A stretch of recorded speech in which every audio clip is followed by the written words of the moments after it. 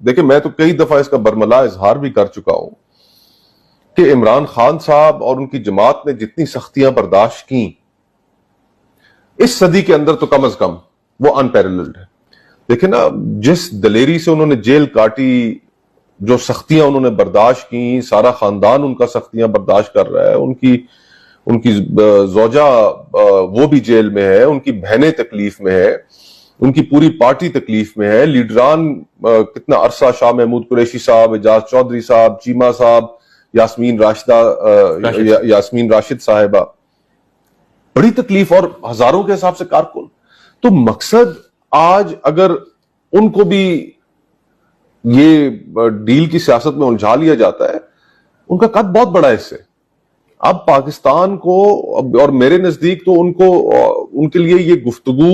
ان کی جماعت کے لوگ جو کرتے ہیں، وزارت عظمیٰ کا عہدہ بھی ان کے لیے چھوٹا ہے. خان کے لیے ہمیں اگر ملک کو ٹھیک کرنا ہے تو ایک ان کے پاس ہسٹوریکل اپرچونٹی ہے، دلیری سے جیل کاٹی ہے، ایک نقطے پر کھڑے ہو جائیں کہ جناب میں غلط ہو سکتا ہوں، صحیح ہو سکتا ہوں، اس کا فیصلہ عوام کرے گی،